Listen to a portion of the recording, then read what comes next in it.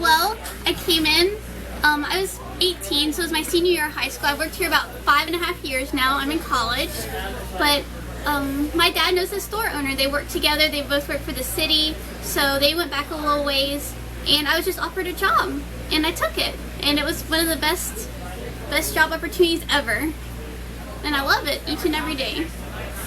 And how did you get into, I know you're an avid cosplayer, and I've seen some of your creations on Facebook. How did you get into that, and how long have you been doing that? Well, ever since I was younger, I loved anime. And one of my first animes was like Sailor Moon, Gundam Wing, Dragon Ball Z. But for Halloween one year, I dressed up as Sailor Moon, and it was kind of like a homemade costume, almost like hodgepodge. But I really enjoyed it. But once I got a job about 5.5 years ago, I had more money, and I was able to buy what I wanted to, of course pacing myself, but that's when I really got into cosplay, and I went to conventions. My first convention was MegaCon in Orlando, and it is huge, enormous. They have about 20 to 30,000 people that go, and it's a lot of anime and cosplay stuff and comic books, and they have like a rave dance party, so I really embraced the whole cosplay community, and I really enjoy it a lot, so. And the kids know that a special interest to me is Lolita, and how did that come about for you? Well, I saw it on the internet, and I was like, oh, that looks so pretty. They look like dolls and very fancy dresses, Victorian style. I called it Little Bo Peep fashion, because that's really what it looked like to me. But until I started researching it more, I was like, oh, this is Gothic Lolita fashion, and Sweet Lolita fashion, and Rococo. And I loved it too. So I got my first Lolita dress actually whenever I was in Japan. I went there for a school trip, and looking back on it now, it's not that great. It's not made very well, but I loved it at the time. And since then, I was able to branch out into different brands. Like Bodyline is a good brand to start out with. It's really affordable and really basic, but they have some really pretty dresses. And I'm starting to branch out into really expensive brands like Angelic Pretty and Alice and the Pirates. Yeah, there's some beautiful Alice and the Pirates things, which is more my thing than the Illustration Geeks thing. So what do you do now here for the store, and do you also, I've also seen you on Facebook, so I know you represent the store sometimes in cosplay.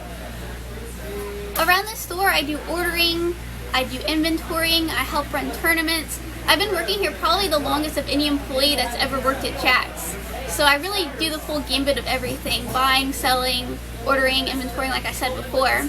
And sometimes it can be kind of challenging because I have to kind of estimate how the market's going to be and what people may be interested in the future, what looks interesting and cool. And sometimes I just order stuff that I think that other people would like, that I would like. I was really impressed that not only did you have comic books and gaming, but you had a very large anime selection. And is that from, your own interest, or has that been something that the store has had a presence here for a while? Kind of both. Like, we've always had an anime section, but I can kind of mold it to how I see the trends going, like what my friends are into. Like, Attack on Titan is huge, enormous right now. Mm-hmm. So we have some Attack on Titan products, and that's part of estimating how the market's going to be. Like, we almost missed out on the Magica Madoka stuff because there just wasn't a whole lot available to the American market. But like I said before, I can kind of mold and shape and kind of estimate how our anime section is going to be by what my friends like and what I like and what's out there. What do you think, if they were looking for something to watch now, what are the hot new things? I mean, I know a lot of them know Attack on Titan, but what do you see as some hot new animes coming out that maybe we would be interested in? Free has been pretty popular on Crunchyroll. Mm-hmm. It's about a boys swim team. A lot of the girls like it because they have cute boys in it. I like, personally, Space Dandy, which is on Adult Swim right now, so it may be a little bit too mature for some audiences, but I enjoy it. It has some really good comedy, and it's from the creators of Cowboy Bebop. They actually use the same currency in both series, so you can kind of see how the universes kind of intertwine and are paralleled. Attack on Titan, of course, is really hot right now. They're re-releasing Sailor Moon in a new American dub, so that'll probably be pretty nice. And also I've been watching Sailor Moon Crystal, which has been fabulous. So really you have to look and see what's, Crunchyroll is kind of simulcasting with the Japanese companies and stuff to kind of see what's hot. So not just stuff that I like, but you can do your own research and kind of see what's going to be hot and what's up and coming. And do you just cosplay in this area, or do you travel around a little bit to do cons? I travel around. I've been to probably about 5 or 6 conventions this year. I've been to MegaCon in Orlando, Wizard World in New Orleans, MobyCon in Mobile, Pensacola Paracon in Pensacola, and MegaCon in New Orleans. So I travel around quite a bit. There's not really a very big convention scene here in Biloxi, so I really almost have to travel to get enjoyment out of the whole like culture kind of. But it's worth it. Do you do different cosplays at different events, or do you kind of have one that's like a favorite, or how does that work? Usually I'll do a cosplay one day that's like an older one, a new one on Saturday, and then usually I'll just kind of Lolita on Sunday, which is more casual for me at a convention. Usually one of my favorite ones I like to do is Eureka from Eureka 7. I do her like, I guess, normal outfit that's not really like as she matures and gets older. And then I do Celty from Durarara, but that one's a little bit tougher because I have died a little bit, but nothing too extreme. Yeah, I've seen that one. I was very impressed with your Celty. Thank you. It was really impressive. And very much interest to our illustration geeks, because a lot of us are also artists. You're a painter, and I've seen some of your painting. And I was very impressed with how you take a magic card and make it your own. So how long have you been an artist? I've been drawing ever since I could really hold a pencil. From about age 8 to probably about 12, I took private art lessons, so that really helped me out a lot. I've had teachers tell me I draw too fast, so I've been doing it for a while. I started painting on magic cards probably about 2 or 3 years ago, that I could finally see that there's a market kind of for it. There's a website called MTG Salvation. They have message boards, and they have a really diverse community of artists that do altered cards. They do fan art for Magic, and they do some play mats too. It's like a mouse pad surface, and you can take Copic markers, permanent markers, or even some paints and apply it to the surface to do your own design. It's kind of cool too. I've been doing that recently. And what is that site? Because the paint and the mats might be something the kids might be interested in. What was that site again? MTG Salvation. Ooh, interesting. And what I've seen has mostly been painting. Is that your primary medium, or do you do other things? I actually like to draw more so than paint. Like, I experiment with painting a lot because I've only taken like 1 or 2 formal painting classes. So whenever I paint, it's like a new adventure for me for the most part. Usually I paint in acrylics or watercolor, but my primary, I guess, skill is drawing. And I've seen a lot of fan art. Is that mostly what you do, or do you do a little bit of everything? I do a little bit of everything. Once I'm back in school now, I'm a art education major in college. I'll post like more academic stuff on my Facebook page. But beyond that, usually I just do fan art because that's what the calling is. So eventually I'll build up a big enough portfolio to where I can go to conventions not only to cosplay, but to sell my wares too and do prints. And what do you like best about cosplaying? I like exploring and having fun. And I like dressing up. It's part of the work where you make it yourself and there's that pride in it. But it's like being a celebrity for a day. Everybody wants to take your picture, everybody wants to be in a picture with you, and it's like you get to be that character for a day and be someone who you're not. And it's just about pretending and having fun, and I like hanging out with my friends at the conventions because sometimes I only see them once or twice a year whenever I do go to conventions, because usually they live out of town. So I really enjoy that aspect and the camaraderie that goes with it. And what would be some advice? You know, most of us are pretty new to cosplay or costume.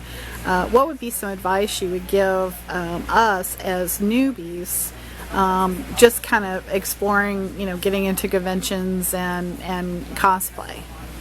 Just start out slow. Costumes can get really expensive, especially if you make it yourself, because you not only have to equate like how much the supplies cost, like a sewing machine or fabric, but how much your time is worth and how much effort you invest into like this outfit or styling even a wig. you know? It's gonna be a financial investment. And usually that's what it kind of is. You wear it more than one time because you have all this money, work, and effort and time invested into it. But the biggest thing is I would just start out small. If you see a character that you like let's say, just like, I don't know, a Cowboy Bebop character, like Spike. He has a pretty simple outfit, so you really don't need to sew it yourself. You can almost just piecemeal it together from stuff that you can find at the thrift store pretty affordably. Same thing, like right after Halloween, I usually go on like a little spending spree. Like I'll save up and I'll kind of scope out what's going to be on sale or what may be left after Halloween, and I'll go and buy in bulk. And I'll kind of think like, well, maybe I can use these boots for like a Huntress cosplay, or maybe I can use these boots for Ereka. So you really need to pace yourself at first, and a lot of the stuff, if it's a smaller cosplay, you can just find it at the thrift store and put together yourself.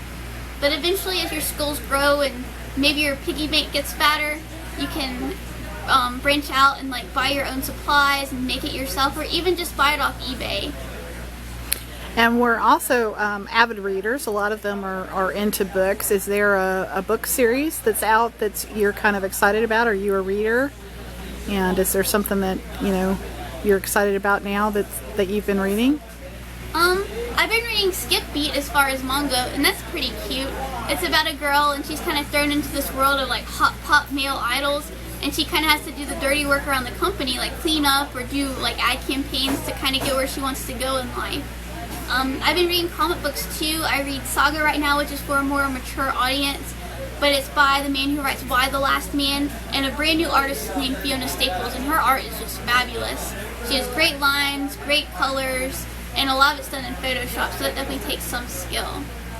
I've been reading the new reissues of Sailor Moon because it's a closer translation to the original version, so it's kind of neat to see the parallels and the differences between the old version and the new version, because Kodansha is publishing the American version now opposed to Tokyo Pop that did have a licensing before. I've been reading Cyclops, which is another regular comic book series. It explores young Scott Summers' Cyclops and his adventures with his dad, who he hadn't been able to spend time with before. I've been reading Elektra, and it's just like the character from Daredevil and her adventures. And one of the ones that came out a while back that I really enjoyed was Sword and Sorcery, rather.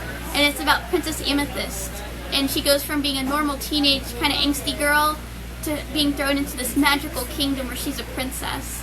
And it's really neat to see her trials and tribulations.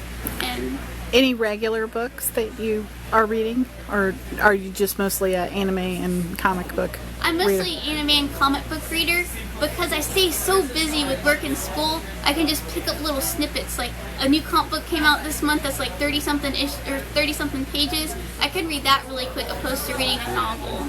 Sometimes when I travel though, I'll listen to like audiobooks. And I've been listening to Maximum Ride. That's been pretty good. They also have a manga serialization of that as well, if you want to check it out. Awesome. We so appreciate your time and having us here, and we're so thankful. We haven't had it. We're going to have a comic book event, so we wanted to make sure we came and thanked you for all the comic books. No problem. Hope you guys enjoy it and have fun. And is there any last words you'd like to tell the geeks? Yeah, just have fun, and remember, just stay true to yourself, you know? Like, do stuff that you like to do art that you love, and do cosplay that you love. My name is Tessa Stockstill, and I work at Jack's, and I cosplay and do Lolita.